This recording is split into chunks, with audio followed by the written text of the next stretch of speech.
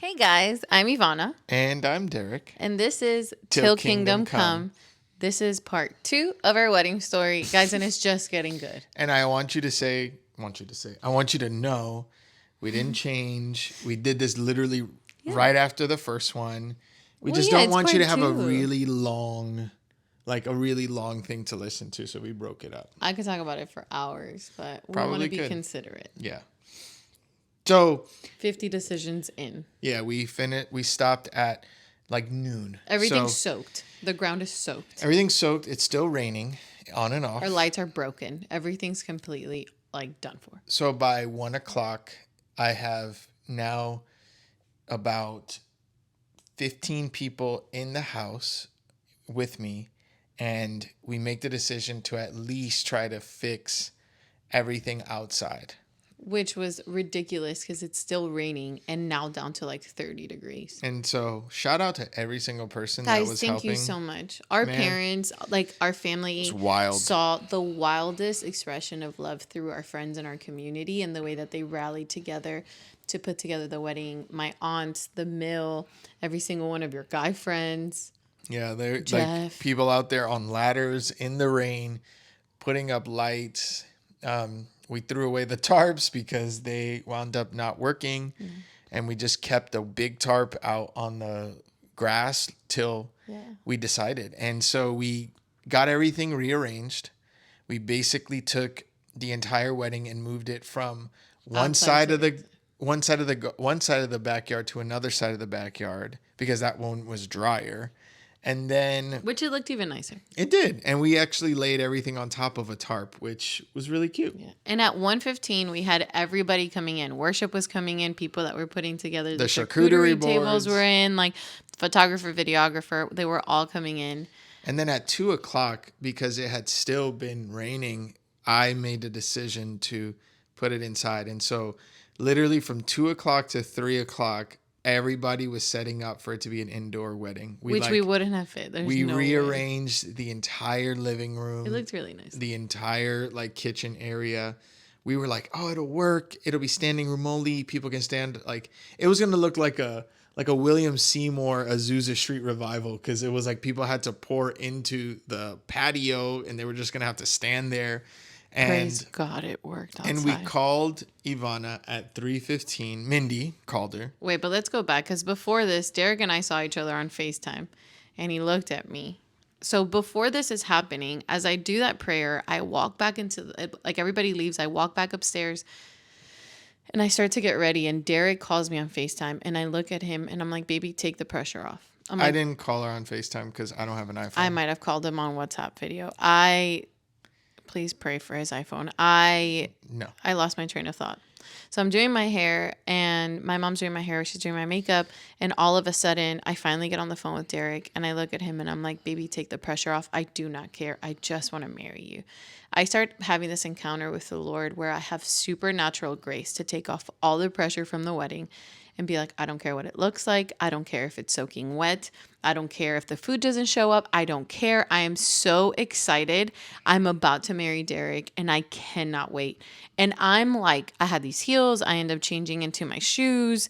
I'm getting ready. People are asking hey, is Ivana okay? Because she's not acting herself. She is the happiest person right now, and her wedding is getting flipped upside down 4 different times. Okay, so now Mindy calls you on FaceTime again after we've already set up everything on the inside, and she just asks Ivana. Now, I didn't know any of this. The only thing that I knew about Ivana's supernatural grace was Kayla coming in at 1:15-ish and looking at me and was like, she's beautiful. And it's like she took a Xanax because she was so just chill. And so when Mindy's on the phone with her, we are all set up, but I told Mindy to call just in case. Just in Praise case God. Ivana wanted to do something different.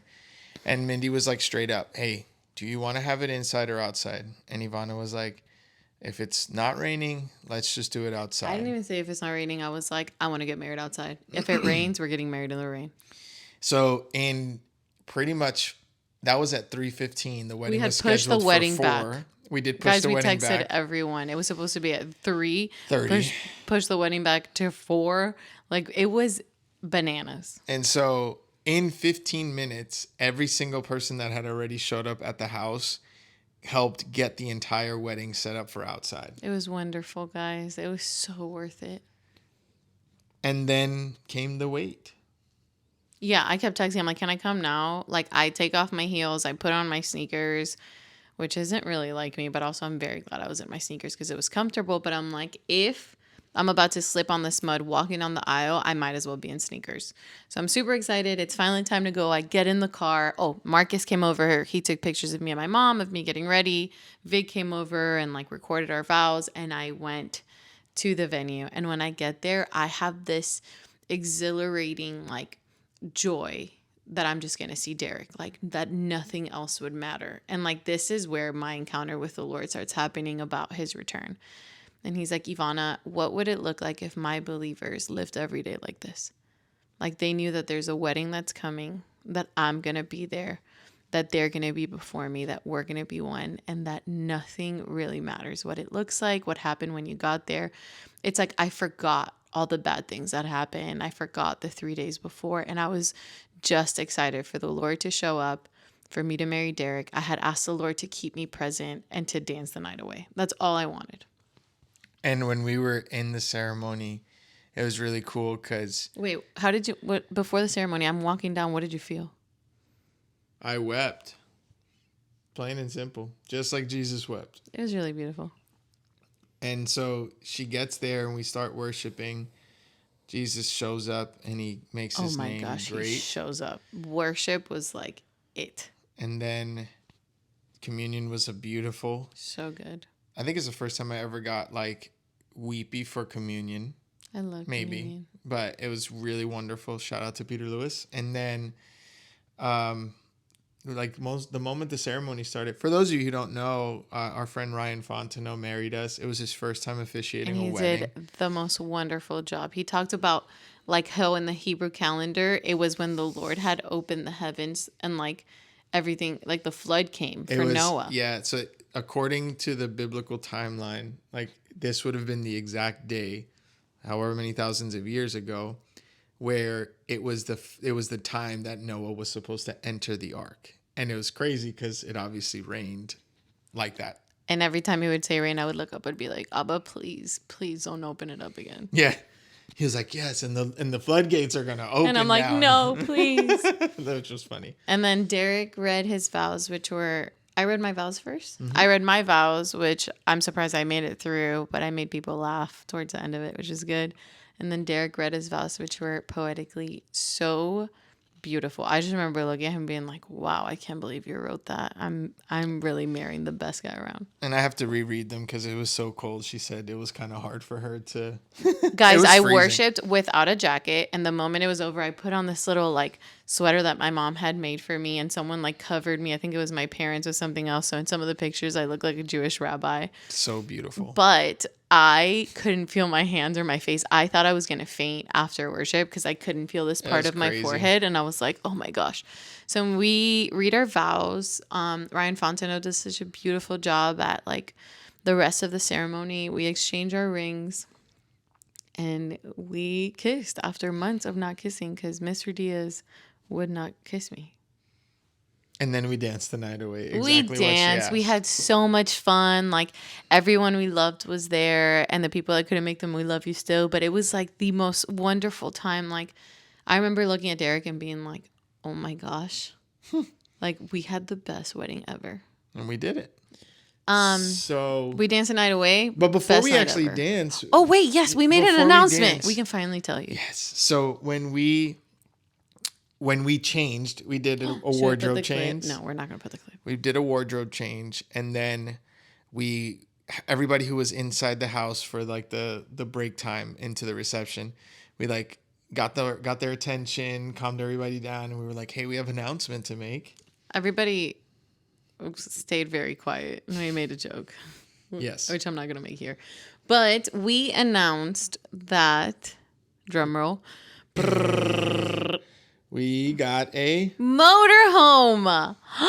God literally gave us a motorhome. And that meant we had vision. Yes. Oh my gosh, we have stories to tell you about. this motorhome and the traveling, but we finally got vision for our marriage. We had no clue, like, were we staying in Dallas? Were we going back to Puerto Rico? Were we going to go and get normal jobs? And we were gifted a motorhome. And I was believing for one since 2014, Ivana since 2018. Yeah, we're going to share those stories with you for sure. So that's our really big excitement for everybody here, to let you guys know, like, we're going to be traveling next year. Yes. The newest vision for GSMF until Kingdom Come is that we're going to be a traveling tabernacle. And we want to go across the states, and we want to meet you guys and share the gospel and minister to people and worship together. We want to pray together, and we want to train up missionaries that no matter where they are, they know that they're sons and daughters, that they live know that they live from the gospel. Yes. That they're empowered to be like Christ wherever they are. That's so good. Guys are still figuring it out. It's so exciting. Yes. And so that's part of the vision that we casted. We'll be picking up our motorhome in January. Shout out to California. We'll be there soon. So we'll be there soon. We'll actually be sometime in San Diego. So if you're there, let us know down below. We'll be at the SD Prayer House January 21st. And we just love to meet with people and love on you guys and let you guys love on us so that we can all be formed into Christ. And so we are doing that, bringing it back to Dallas, restoring it completely. Mr. Diaz wants to gut the whole thing. Full restoration. And so pray for us. That'll be here, and that'll be on our finances. If you'd like to partner with us, we do have a nonprofit that you can give monthly that will help, or a one-time donation that will help the renovation, or we be needing dough. So as full-time missionaries, that's part of it. We do have an ask for the body so that we can see this come to pass. And then at the end of next year, we'll be planning trips for Europe. Yes. Fun. See you soon, Daniel Guri. See you soon, bro. And so back to the wedding. So back to the wedding, we surprised everybody with this announcement. It was so fun. We danced. We were married. And then we left in a Turo to our Airbnb that we got for the night, only to find out that the next morning our Turo got stuck in the mud. But not like a little bit, like half of the tire was in mud and we couldn't get out. And then the Lord started showing me, Ivana, I told you yesterday, and this applies to today. If you let go of every single control and expectation, I will give you hope and a future which will turn into joy. And I was like, okay, Lord, we're going to be late. We're meeting all our friends. We're stuck. Yeah. But you know what? You're here with me, and there's no delays in the kingdom. And I got joy again. And I was like, this is like a hack for life. Doesn't mean I always do it. Not yet. But is it something that I'm working on? Yes. That was so good. Yeah. And so that's our wedding story. And our big announcement that we have a motorhome. We're going to start traveling. And that's it. Stay tuned. Yeah. So stay tuned. This is December. Yes. So somebody's birthday's in a week. And we'd almost been married a month. By the time you guys hear this, we'd almost be married a month. But we got exciting things that are happening. So if you guys have any suggestions for any podcasts, we'd love to hear from you guys, because we end up in part 1, we had like 5 different podcasts that we just mentioned, but we never did them. Yeah. So we're going to do them. We are going to do them. We love you guys. Thank you for being with us in it, for following us along in our journey. We cannot wait to continue to do this. We love you guys. We love you guys. And we're praying for you. Always. Till kingdom come. Till kingdom come. Bye, guys. Bye, guys.